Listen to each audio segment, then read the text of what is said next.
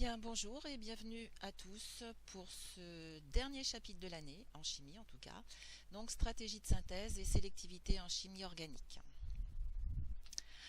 Alors, la synthèse organique, c'est une discipline dans laquelle de nombreux paramètres sont à prendre en compte afin d'obtenir des produits purs, ça c'est important, et aussi important avec de bons voire d'excellents rendements en toute sécurité et à moindre coût. Alors, dans le chapitre, les équations de réaction étant généralement relativement longues à écrire, on va utiliser une simplification que je vous présente ci-dessous. Donc, si vous regardez cette équation de réaction qui est correctement écrite, vous reconnaissez ici l'éthanol, l'ion permanganate, et l'ion permanganate c'est un oxydant. Donc, cette équation de réaction, c'est l'oxydation de l'éthanol par les ions permanganate en milieu acide. Donc cette équation, elle est bien écrite, il y a conservation des éléments chimiques, conservation des charges, elle est tout à fait correcte. Comme elle est longue à écrire, on utilisera, et vous verrez c'est surtout dans la deuxième partie du cours, quand on abordera la synthèse des dipeptides, on adoptera une écriture simplifiée qui n'est pas du tout rigoureuse, qui est celle-là, où on écrira simplement le produit de départ, l'éthanol, le réactif de départ, l'éthanol, le produit qu'on veut former, et vous reconnaissez là l'éthanal, et on écrira par exemple simplement au-dessus de la flèche le type de réaction envisagée, ici l'oxydation. Donc attention, ce type d'écriture, c'est un abus de langage, c'est pas correct, c'est juste une simplification pour que les écritures soient plus rapides. Alors, dans un laboratoire, vous l'avez constaté après vos 3 années passées au lycée, il y a des règles qui permettent d'assurer sa sécurité et puis aussi la sécurité des autres. Alors, ces règles elles vont porter, par exemple, sur la tenue vestimentaire, le port de blouse, de lunettes, de gants, les déplacements qu'on va limiter au maximum, ne pas courir, faire attention à ne rien renverser quand on se déplace. Les précautions à prendre selon les risques liés aux réactifs, eh bien ça c'est une indication que vous trouvez sur tous les flacons et boîtes de réactifs que vous allez utiliser. Ces indications elles sont données par les pictogrammes.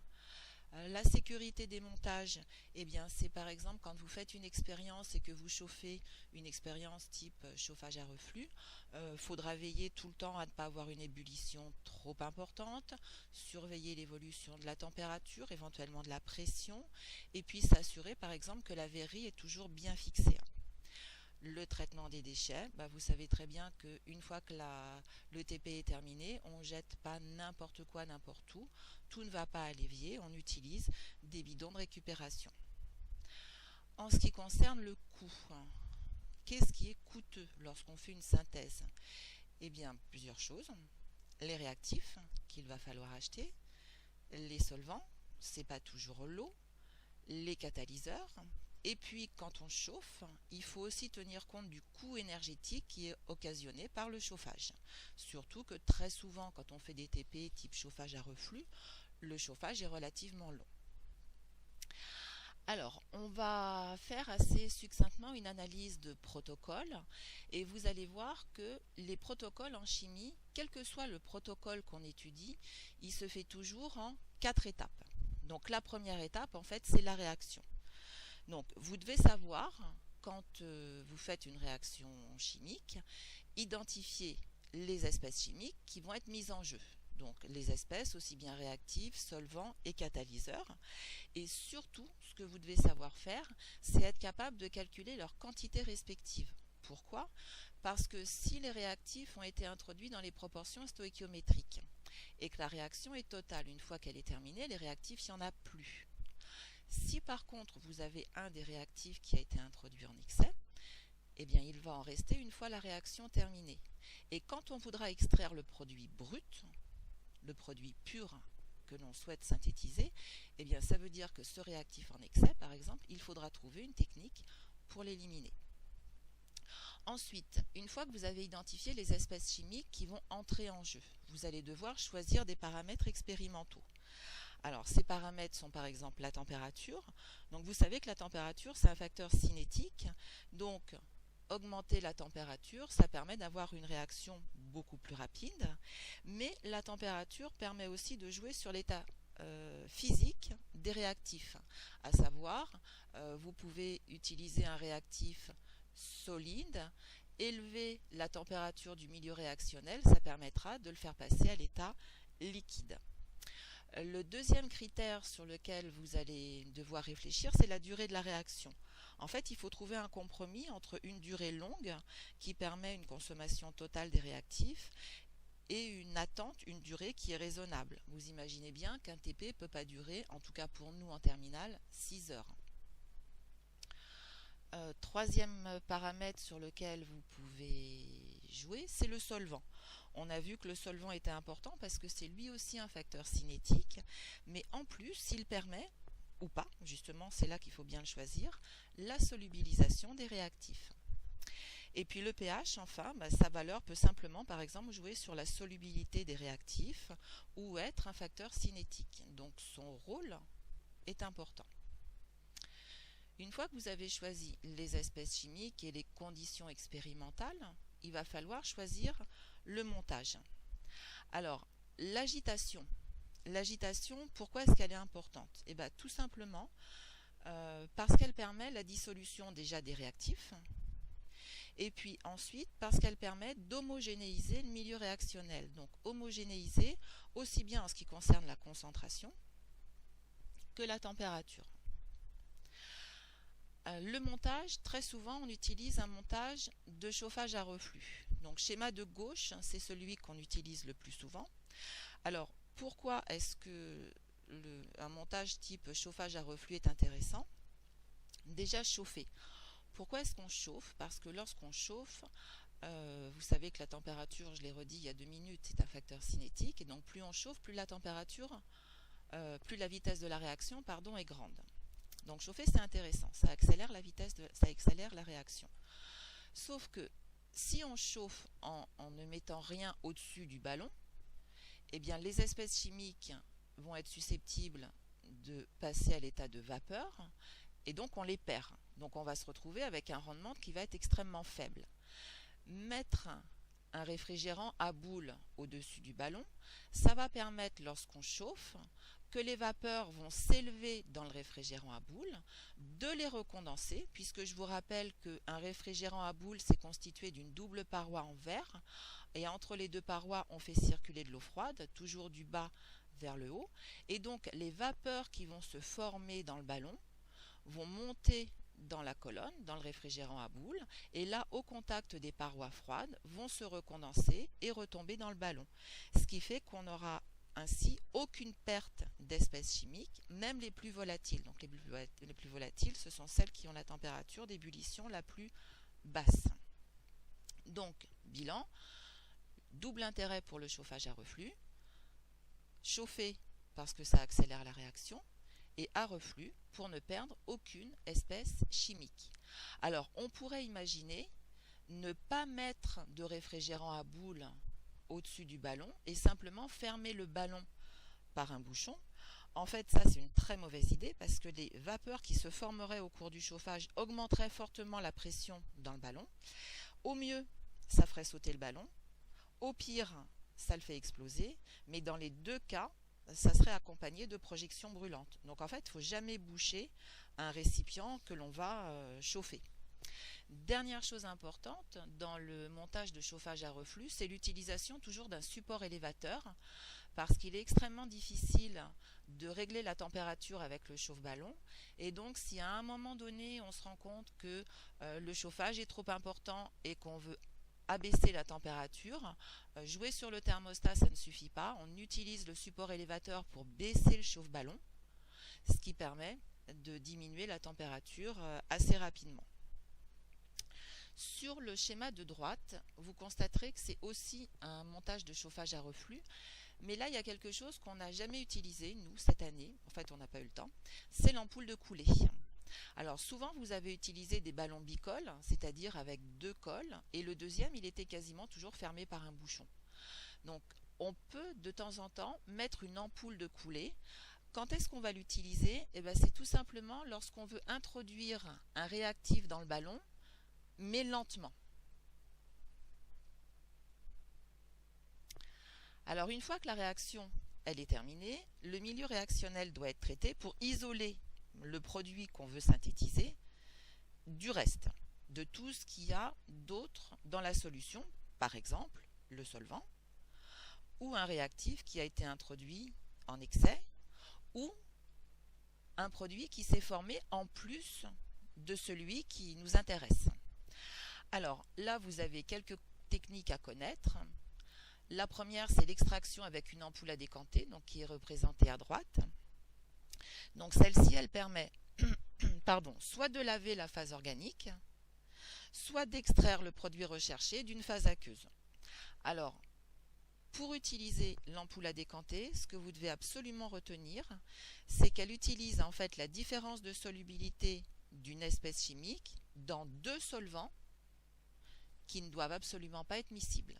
Donc les deux solvants, vous en avez sur l'image à droite, deux de représentés, un en rose, un en jaune. Donc le jaune étant le plus dense.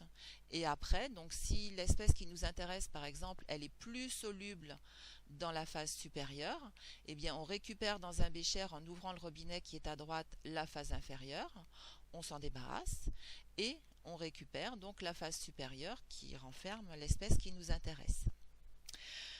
Si le produit qu'on a synthétisé est susceptible de renformer des traces d'eau, il va falloir le sécher.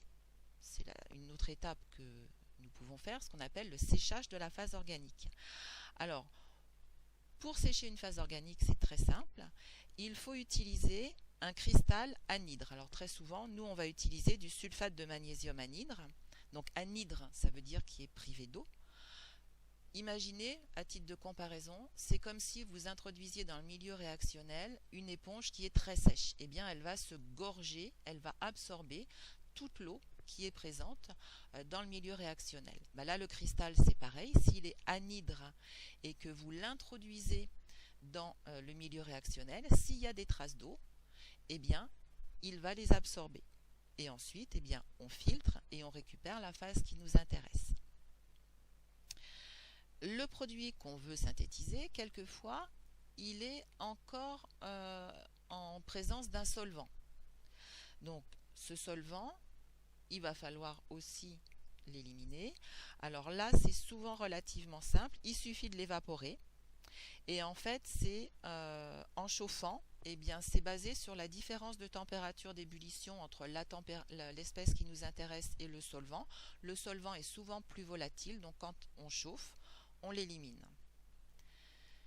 Dernière étape, le produit qu'on veut synthétiser peut être un solide. Dans ce cas-là, ça vous l'avez déjà fait, on va utiliser une filtration sous vide, qu'on appelle aussi filtration sur Büchner, dont le dispositif vous est présenté sur le schéma du bas. En faisant couler l'eau relativement rapidement dans cette partie-là, on crée une dépression dans le tuyau à vide et dans la fiole à vide, ce qui accélère la filtration. Elle est rendue en utilisant cette technique beaucoup plus rapide qu'une filtration simple avec un papier filtre et un entonnoir. Alors, troisième étape, la purification. On a synthétisé une espèce chimique, mais celle-ci peut encore renfermer des impuretés. Donc il va falloir les éliminer. On peut le faire grâce à une recristallisation. Alors l'idée, c'est de redissoudre le produit synthétisé avec les impuretés à chaud dans un solvant bien choisi. Alors, comment choisir ce solvant? Eh bien, il est choisi de telle sorte que les impuretés y soient solubles à chaud et à froid, alors que le produit synthétisé y est soluble à chaud, mais pas à froid. Ce qui fait que quand le mélange refroidira, le solide pur seul recristallisera, les impuretés resteront dans le solvant. Et il suffira alors de récupérer le solide, par exemple par une filtration sur Büchner. Un exemple. Vous avez peut-être fait en seconde, on aurait dû le faire cette année, la synthèse de l'aspirine. Donc sur la diapo numéro 1, on a recueilli dans un bécher l'aspirine brute en fin de synthèse. Donc ce qu'on va faire, c'est qu'on va utiliser un solvant deuxième diapo, que l'on va rajouter, alors on en rajoute le minimum pour redissoudre l'intégralité du solide, c'est-à-dire l'aspirine et les impuretés. Alors dans le cas par exemple du TP de l'aspirine, ce solvant il est composé de 30% d'éthanol et de 70% d'eau. Donc on rajoute quantité minimale de solvant, on chauffe de telle sorte que, diapo 3, tout est redissous. Tout, l'aspirine et les impuretés. Quatrième étape, on place notre bécher dans un bain de glace. Qu'est-ce qui va se passer? Là, si le solvant a été correctement choisi, diapo 5, l'aspirine précipite, mais les impuretés qui étaient au départ dans le bécher 1 mélangé à l'aspirine, elles ne précipitent pas, elles restent solubles à froid dans le solvant. Et donc, en filtrant, on obtiendra l'aspirine pure. Quelquefois, au niveau de l'étape 4, la précipitation ne se fait pas, même en attendant longtemps. Donc dans ce cas-là, on prend une tige en verre, on frotte le bécher là où il y a la solution, évidemment. Il va se former un petit cristal et la cristallisation va s'amorcer. Une autre technique pour purifier un produit, c'est de faire une chromatographie sur colonne. Alors on ne l'a jamais fait cette année. Vous devez simplement en connaître le principe. Donc vous voyez que pour faire une chromatographie sur colonne, on utilise une colonne qui ressemble beaucoup à une burette, mais dont le corps est plus large. Donc si on veut par exemple séparer les composants colorés qui sont dans un mélange. Alors, évidemment, il faut que ça soit coloré, sinon on ne voit rien. Donc vous regardez la diapo du bas, dans le fond de la colonne, on va mettre un petit morceau de coton. Ce petit morceau de coton, tout simplement pour qu'après, quand on va introduire la phase fixe, qui est souvent du gel de silice dans la colonne, eh bien la colonne ne se vide pas. Donc dans le fond de la colonne, un petit morceau de coton, on l'imbibe d'éluant pour qu'il n'y ait pas de bulle d'air. Au-dessus, pratiquement sur toute la hauteur de la colonne, on va mettre ce qu'on appelle la phase fixe. Donc la phase fixe, c'est souvent du gel de silice. On l'imbibe aussi d'éluant. Et sur le haut, ici, donc par ici, on va faire le dépôt de l'espèce colorée dont on veut séparer les différents constituants. Et ensuite, par le haut de la colonne, on va rajouter l'éluant qui lui constitue la phase mobile. Phase fixe, phase mobile, c'est quelque chose que vous connaissez déjà, vous en avez entendu parler pour la CCM.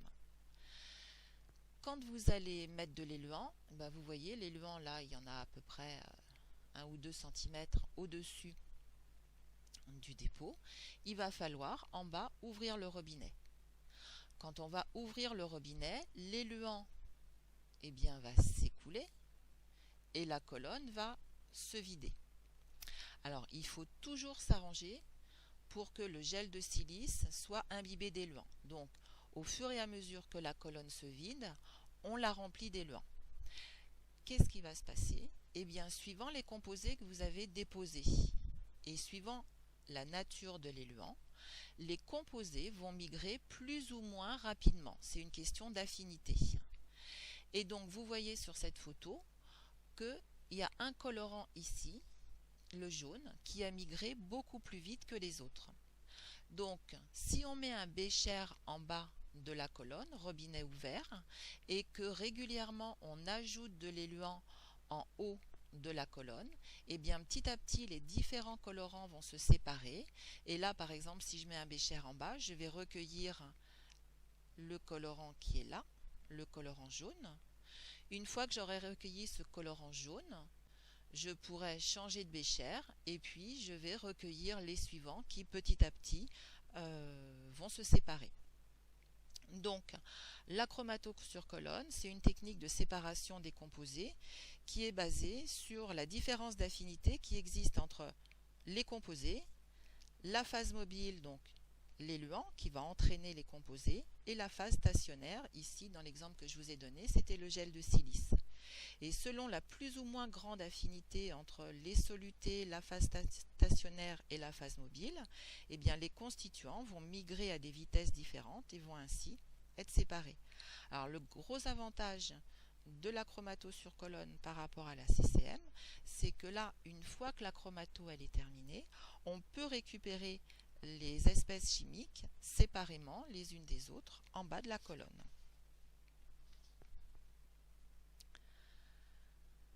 Une dernière technique pour purifier et donc pour séparer les différents constituants d'un mélange, c'est la distillation fractionnée.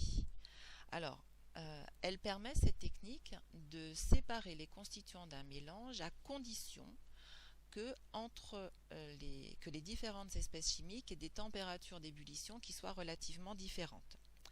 Alors, je vous rappelle deux choses et puis on va passer à l'exploitation du montage après.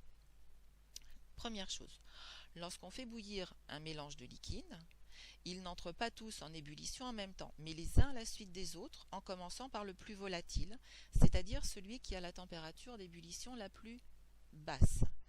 Exemple, on mélange de l'eau et de l'éthanol. Donc les deux espèces chimiques sont miscibles, il n'y a pas de problème, on n'obtient qu'une seule phase. La température d'ébullition de l'eau, vous le savez, 100 degrés Celsius. Celle de l'éthanol, 78. Si vous mélangez les deux, à 78 degrés Celsius, vous verrez le contenu de votre bécher ou votre ballon bouillir. En fait, c'est l'éthanol qui bout. Deuxième chose, qui remonte à l'année dernière, les changements d'état. Vous savez que pour un corps pur, le changement d'état s'effectue à température constante. Et le mélange va garder la température d'ébullition du liquide le plus volatile tant que celui-ci n'est pas entièrement transformé en vapeur. Alors, on va prendre l'exemple, on va travailler sur un exemple, ça sera plus simple. Donc, imaginons qu'on mette dans le ballon un mélange d'eau, donc la température d'ébullition de l'eau, c'est 100 degrés Celsius, et de l'éthanol, dont la température d'ébullition, c'est à peu près 78 degrés Celsius. Donc dans le chauffe-ballon, j'ai ici un mélange d'eau et d'éthanol. On regarde le montage. Au-dessus, donc un chauffe-ballon sur un support élévateur, toujours. Ce ballon, il est surmonté d'une colonne de vigreux. Alors la colonne de vigreux, vous l'avez probablement vue en première. C'est ce qu'on appelle aussi un réfrigérant à air. C'est une colonne qui est muni de petits pics, vous les voyez, ils sont représentés creux, donc l'intérieur de ces pics, c'est l'air ambiant, sur toute la hauteur de la colonne. En haut de la colonne, on a un thermomètre, un bouchon, donc aucune vapeur, rien ne peut s'échapper par ici. Les vapeurs qui vont se former, donc elles vont monter dans la colonne, et leur seule possibilité, ça sera ici, de s'orienter vers un réfrigérant droit, qui est toujours représenté incliné, double paroi, avec une circulation d'eau, l'eau qui rentre toujours par le bas pour sortir vers le haut, et donc les vapeurs, quand elles vont arriver au contact de la paroi interne de ce réfrigérant, elles vont se condenser, elles vont donc passer à l'état liquide, le réfrigérant étant incliné, eh bien les vapeurs vont être recueillies ici, donc représenter un Erlenmeyer, c'est ce qu'on appelle le distillat. Alors, si je reprends l'exemple au éthanol, quand vous allez chauffer le contenu de votre chauffe-ballon, le contenu, arrivé à une certaine température, va se mettre à bouillir. Des vapeurs vont se former. Ces vapeurs, elles vont monter dans la colonne de vigreux. Ces vapeurs sont constituées en fait d'un mélange d'eau et d'éthanol. L'éthanol est l'espèce la plus volatile. En bas, dans le ballon et dans le bas de la colonne, en fait, les vapeurs contiennent beaucoup d'eau, beaucoup d'éthanol. Mais ce qui va se passer, c'est qu'au contact des petits pics de la colonne de vigreux, l'espèce la moins volatile, donc ici l'eau, va se recondenser et retomber dans le ballon. Et donc, plus les vapeurs vont monter dans la colonne, plus elles vont s'enrichir en fait en composés le plus volatile, c'est-à-dire l'éthanol. Et quand les vapeurs, si le montage est réalisé dans des proportions correctes, pas dans des proportions, dans des conditions correctes, pardon, lorsque les vapeurs arrivent en haut de la colonne de Vigreux, elles ne renferment que de l'éthanol. Toute l'eau, petit à petit, est redescendue dans le ballon. Et donc, ce qu'on va recueillir dans l'Erlenmeyer, ça sera l'éthanol.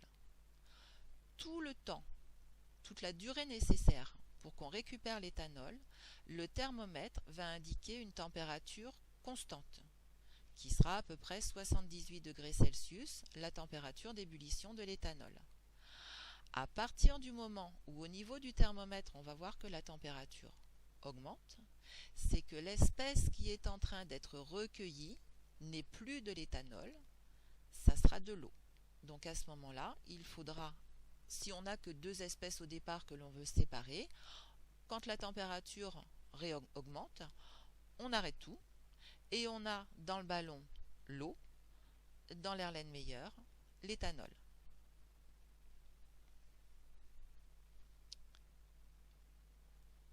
Une fois que notre synthèse est terminée, on considère que notre produit il est pur, il va falloir l'identifier. Et là, 4 techniques que vous connaissez, donc je ne vais pas les détailler. Première technique, la CCM, la chromatographie sur couche mince, dont le rôle, je vous rappelle, est double, c'est à la fois séparer et identifier les espèces chimiques. Deuxième technique, ça va être la mesure de la température de fusion en utilisant par exemple un Bank-Hoffler. Les deux techniques suivantes, impossible de les faire au lycée, mais vous devez les connaître quand même. La spectroscopie infrarouge, qui va vous permettre d'identifier dans la molécule des groupes caractéristiques. Et puis enfin, la spectroscopie RMN, qui elle va vous donner des informations sur la structure de la chaîne carbonée. On a terminé avec tout ce qui est l'analyse des protocoles. On va passer maintenant à une deuxième partie, la sélectivité en chimie organique. Alors, on va s'intéresser plus particulièrement à des types de molécules qui présentent plusieurs groupes caractéristiques. Si vous regardez la molécule que je vous ai représentée ici, vous devez reconnaître ici un groupe caractéristique, ici un deuxième. Quels sont ces groupes caractéristiques? Donc à gauche, vous reconnaissez le groupe carbonyl, qui est ici en bout de chaîne, donc associé à la fonction aldéhyde. Et là, vous reconnaissez le groupe hydroxyle, associé à la fonction alcool. Alors, souvent, au cours des réactions chimiques, eh bien, les deux groupes peuvent être transformés. En quoi on va voir? Je vais vous donner un exemple. Mais quelquefois, on veut que un des deux groupes soit transformé, mais que l'autre reste intact. Dans ce cas-là, il y a deux stratégies que vous devez connaître. Première stratégie, c'est d'utiliser ce qu'on appelle des réactifs chimiosélectifs. Et deuxième stratégie, c'est d'utiliser ce qu'on appelle des groupements protecteurs. Alors, les réactifs chimiosélectifs. Si je considère la molécule de départ, donc je vous rappelle ici, on a un groupe carbonyl, donc comme il est en bout de chaîne, une fonction aldéhyde, et de l'autre côté ici, un groupe hydroxyle avec une fonction alcool. Alors, qu'est-ce qui se passe si cette molécule, je la mets en présence d'un oxydant quelconque? Eh bien, il faut savoir que les aldéhydes et les alcools peuvent tous les deux être oxydés.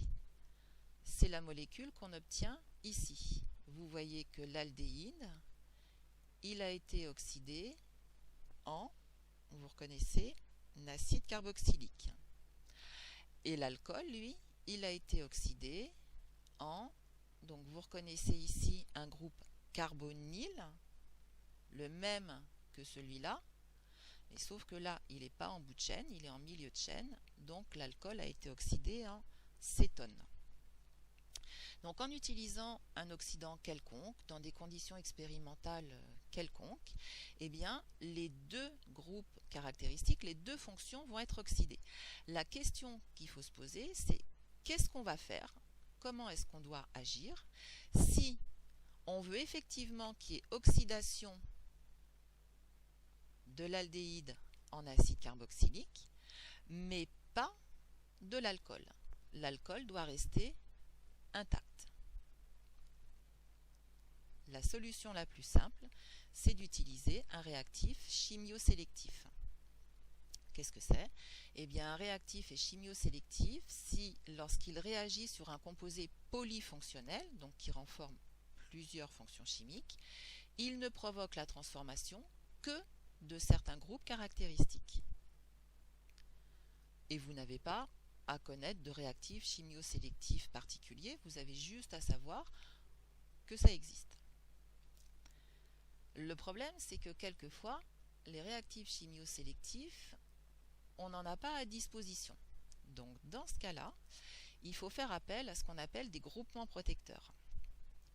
Sur un exemple, je reprends ma molécule de départ, donc avec ces deux groupes, ces deux fonctions, aldéhyde et alcool, et en fait, on va considérer que je ne veux que cette molécule-là, où j'ai juste oxydation de l'aldéhyde en acide carboxylique, et je veux que l'alcool de départ, je veux le retrouver intact à la fin.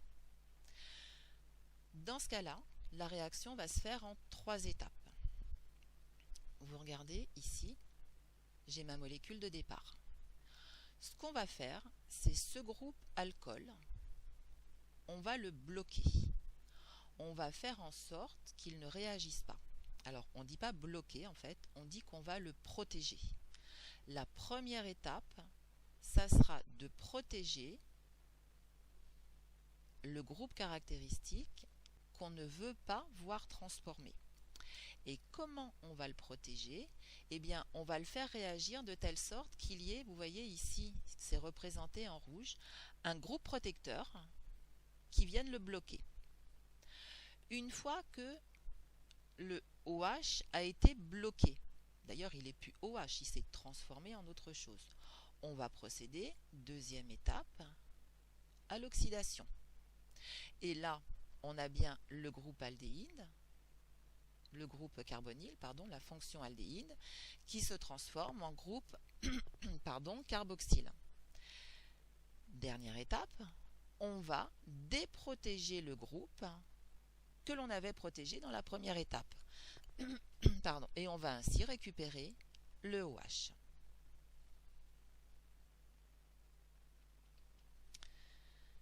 Alors, la stratégie de protection de fonction, elle est utilisée dans les synthèses où une sélectivité est nécessaire, comme on va le voir maintenant, la synthèse peptidique.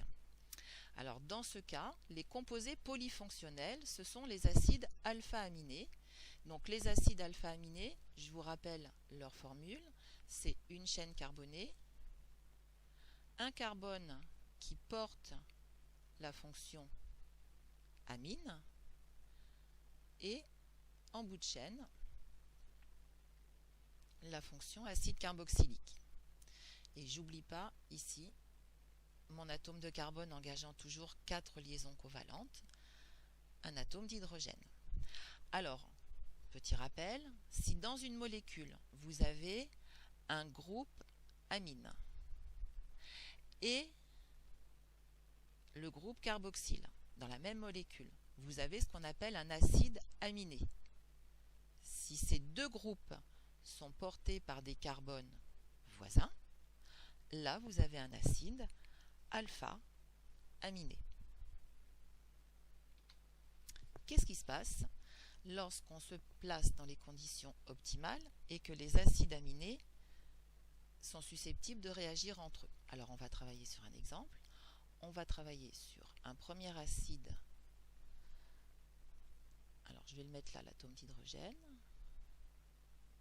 aminé. Donc COOH. Et puis, j'en utilise un deuxième. Comme c'est pas forcément le même, je vais l'appeler R', CH, COOH.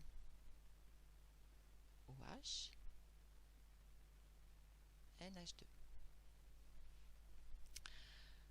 On est d'accord? Ce sont bien deux acides alpha-aminés. Alors, je vais juste modifier un petit quelque chose. Ici, regardez bien, le NH2, je ne vais pas l'écrire comme ça.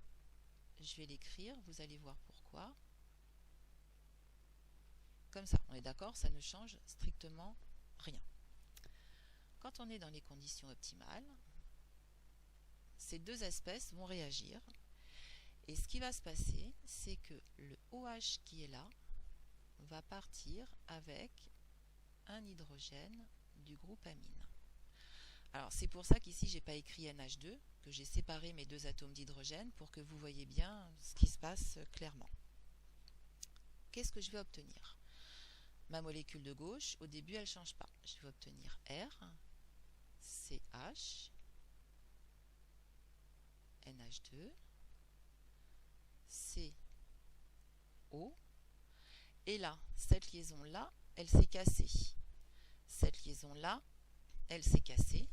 Et ce qui va se passer, c'est que l'atome de carbone de l'acide aminé de gauche va se retrouver lié à l'azote du groupe amine de l'acide aminé de droite. Donc cet azote, si vous regardez bien ici, il est lié à un hydrogène. Il est lié, cet atome d'azote aussi, au groupe CH. Ce carbone-là, il est accroché à l'autre chaîne carbonée R', et il est aussi accroché à COOH. Un petit peu délicat à écrire, il faut y aller lentement, et je vous conseille de vous entraîner.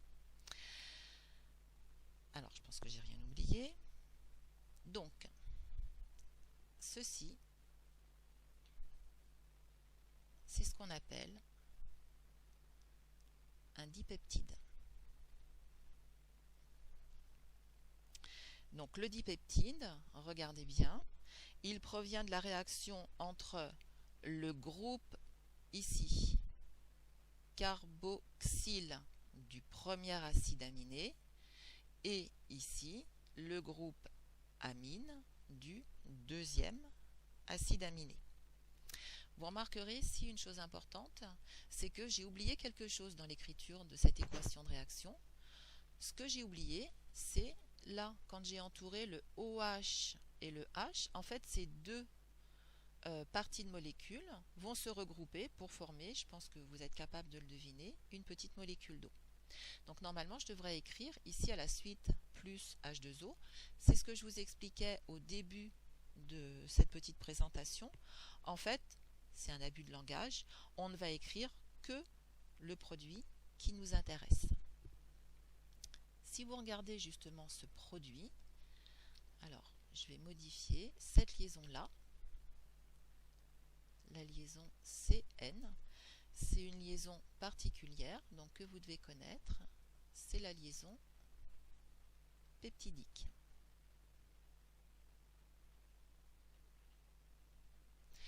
Et vous devez reconnaître ici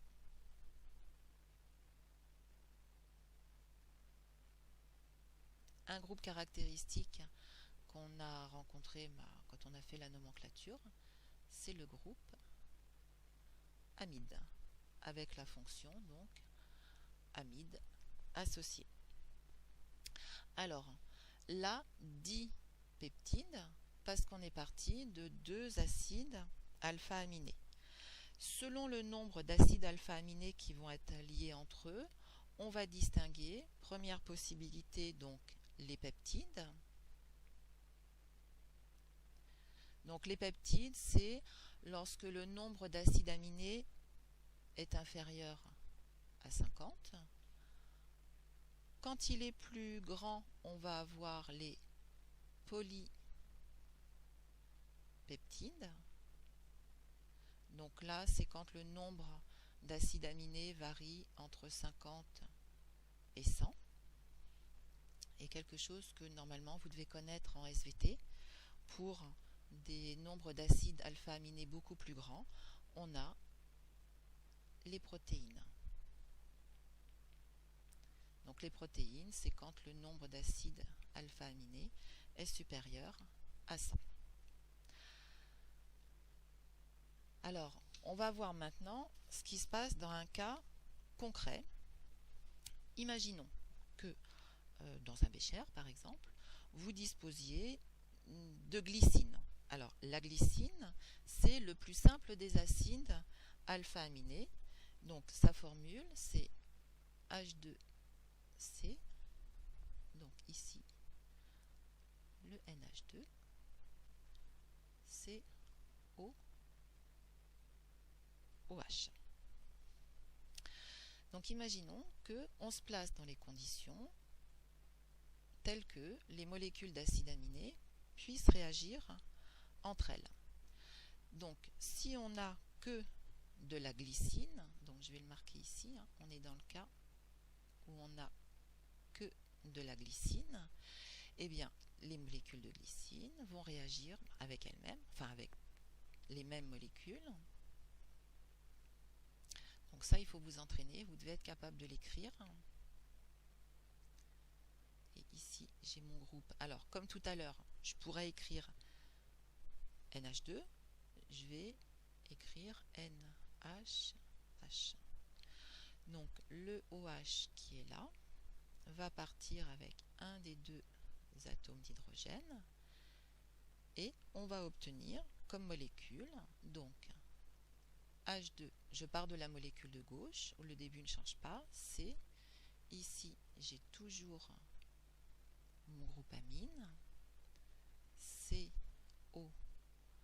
Maintenant ici j'ai ma liaison peptidique, je vais retrouver mon atome d'azote qui est relié à un atome d'hydrogène et je réécris le reste de la molécule CH2,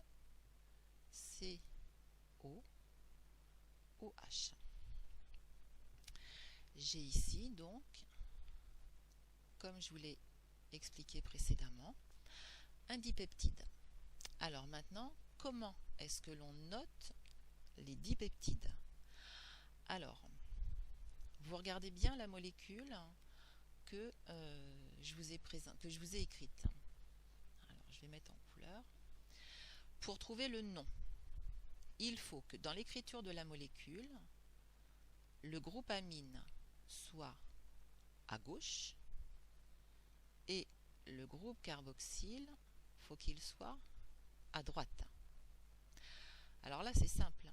Les deux molécules d'acide aminé sont les mêmes. Donc, le nom de la molécule qu'on va obtenir ici, ça sera simplement gli.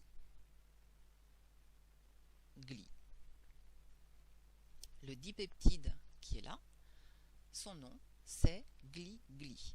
Donc, faites bien attention à la notation, la majuscule et le tiret entre les deux. Et c'est tout. Donc, en fait, quand on a deux acides alpha-aminés identiques, on ne peut obtenir qu'un seul dipeptide. Alors maintenant, on va compliquer un petit peu. On va imaginer exactement la même expérience, mais avec des acides alpha-aminés différents. Donc, si les deux acides alpha-aminés sont différents, on va reprendre donc la glycine. Donc la glycine, je vous rappelle, c'est H2C NH2 COOH. Et le second, on va prendre l'alanine. Donc l'alanine, c'est, il y a en fait un carbone en plus.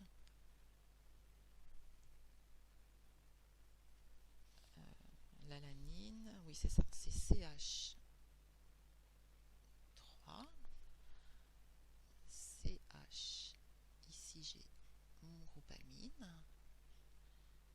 de chaîne, mon COOH. Voilà. Alors, maintenant, imaginons que dans un bécher, j'ai ces deux acides alpha-aminés là, et que les conditions sont favorables pour que une réaction se fasse entre les deux. La question est combien d'acides alpha-aminés, combien de dipeptides différents je vais pouvoir obtenir. Alors, première possibilité, eh bien, c'est ce qu'on a vu précédemment, les molécules de glycine peuvent réagir entre elles. Donc le premier dipeptide qu'on peut obtenir, c'est gli. Pour l'écriture, vous regardez la diapo d'avant. De la même façon, si les molécules de glycine peuvent réagir entre elles, les molécules d'alanine, elles peuvent aussi réagir entre elles. Donc dans ce cas-là, l'équation de la réaction, donc je réécris mes molécules d'alanine, donc la première, la deuxième, qui est strictement la même, mais où, comme d'habitude,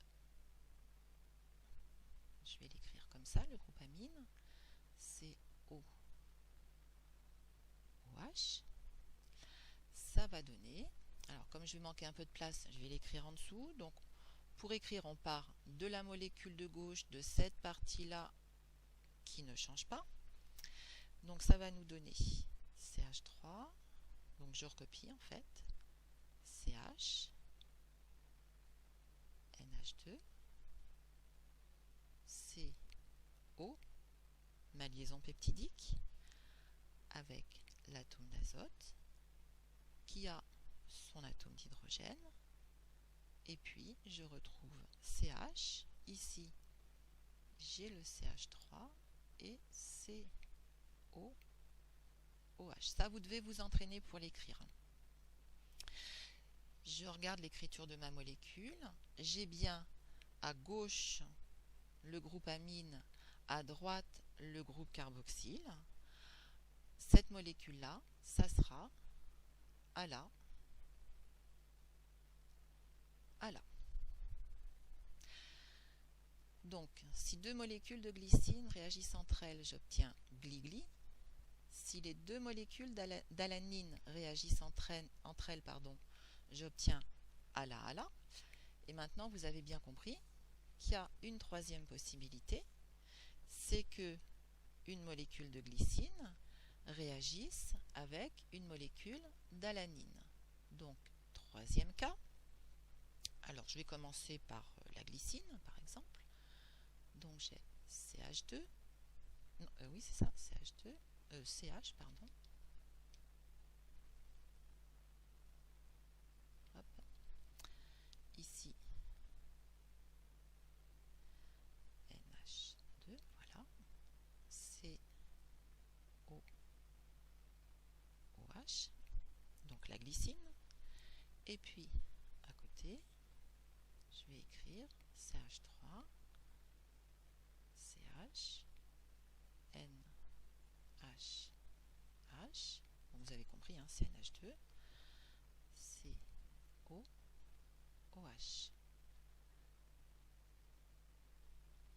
Le groupe OH qui est là va réagir avec le H qui est ici. Et donc, qu'est-ce qu'on va obtenir? On va obtenir HC, NH2, CO, ma liaison peptidique, NH,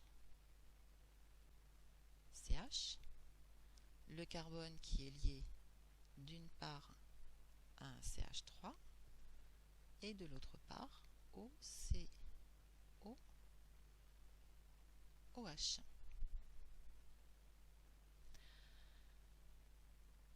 Comment s'appelle ce dipeptide? Donc si vous regardez bien, toujours NH2 à gauche, COOH à droite. La partie gauche de la molécule, elle vient de la glycine. Donc là, j'ai fabriqué le dipeptide GlyAla. Mais il y a une dernière possibilité. Là, j'ai fait réagir l'acide carboxylique de la glycine avec le groupe amine de l'alanine. Mais ça pourrait être le groupe carboxyle de l'alanine avec le groupe amine de la glycine. Donc, je réécris CH3, CH, NH2, COOH, l'alanine.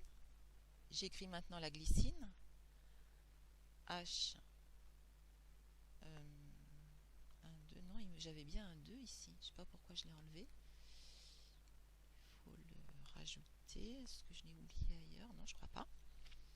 Donc ici, c'est H2C, ici NH2, et ici, mon groupe carboxyle, c'est OH.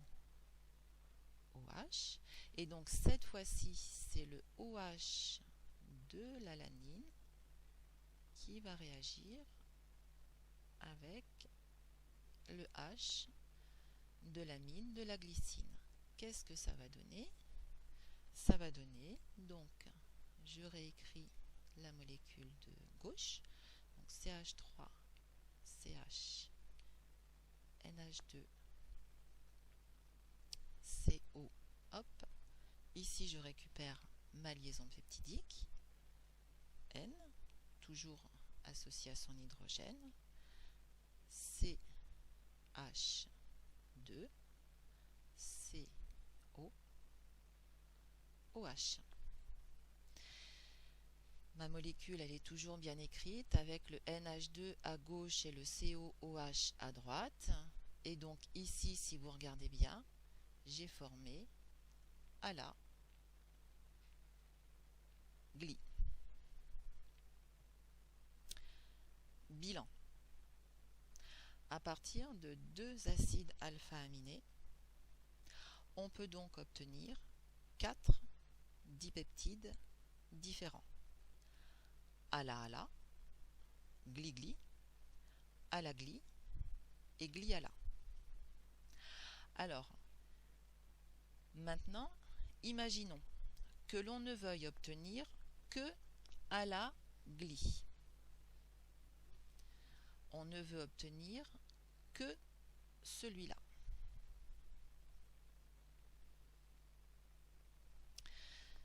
Donc, qu'est-ce qu'on veut? Eh bien, on veut que ça soit le groupe carboxyle de l'alanine qui réagisse avec le groupe amine de la glycine. Qu'est-ce qu'on ne veut pas? On ne veut pas que le groupe amine, je vais le mettre en bleu, on ne veut pas que le groupe amine, qui est là, de l'alanine, réagisse avec le groupe carboxyle de la glycine. Eh bien, pour faire ça, ça va être en théorie relativement simple. Il va falloir que, initialement, les groupes que j'ai entourés en bleu, je les bloque pour qu'ils ne puissent pas réagir. Alors, bloquer, c'est pour que vous compreniez, en fait, on va dire en chimie, on va les protéger pour que les 2 seuls groupes qui puissent réagir, ça soit celui, le carboxyle de l'alanine avec le amine de la glycine. Donc, vous, en fait, la seule chose qu'on vous demande de savoir faire, en tout cas de comprendre, c'est que quand on fait réagir 2 acides alpha-aminés ensemble, on peut obtenir 4 dipeptides différents. Si on vous en impose un, vous devez être capable de dire quels groupes initialement doivent être protégés pour n'obtenir que le dipeptide que vous souhaitez. Alors, par exemple, Un cas concret, on souhaite synthétiser le dipeptide alanine isoleucine. Donc c'est celui qui est représenté là. Pour l'obtenir, on a besoin de 2 acides alpha-aminés, donc l'alanine et l'isoleucine. Pour que on obtienne ce dipeptide, il faut que ça soit ces 2 groupes-là qui réagissent entre eux. Et donc il faut que les groupes qui sont représentés en rouge soient bloqués, plus exactement protégés. La stratégie, c'est donc de protéger le ou les groupes qui ne doivent pas réagir dans chacun des acides alpha-aminés. Les acides alpha-aminés ainsi protégés peuvent alors réagir pour former le dipeptide que l'on souhaite, qui est protégé. Et il y aura une dernière étape, ça sera une étape de déprotection. Un bilan. Premier acide aminé. Donc en bleu, c'est ce que je vous ai expliqué dans la diapo précédente, les groupes qui doivent réagir. En rouge, ceux qu'on ne veut pas voir réagir. Donc premier acide alpha-aminé, le groupe amine qui est là, on ne veut pas qu'il réagisse. Donc on va le protéger. GP1, c'est groupe protecteur. Vous n'avez pas à connaître les groupes protecteurs ni à savoir comment ça fonctionne, juste on le protège en y ajoutant un groupe protecteur. Deuxième acide alpha-aminé, là le groupe qu'on veut protéger, c'est le groupe carboxyle. Il va être protégé par le groupe GP2, groupe protecteur numéro 2. Une fois que ces groupes rouges sont protégés, ils ne peuvent pas réagir. Donc la réaction va se faire entre les groupes bleus. On obtient la molécule, le dipeptide qui est ici. Et dernière étape, ça va être une réaction de déprotection. Les groupes protecteurs GP1 et GP2 qu'on avait introduits lors de la première étape, eh bien on va s'en débarrasser. Encore une fois, vous n'avez pas à savoir comment. On enlève les groupes protecteurs, c'est la réaction de déprotection, et on retrouve nos groupes initiaux, ceux qu'on avait ici. Voilà. Et bien maintenant, vous savez tout sur le programme de chimie de cette année, ce qui veut dire qu'a priori, vous êtes susceptible de faire absolument tous les sujets de bac que vous rencontrerez.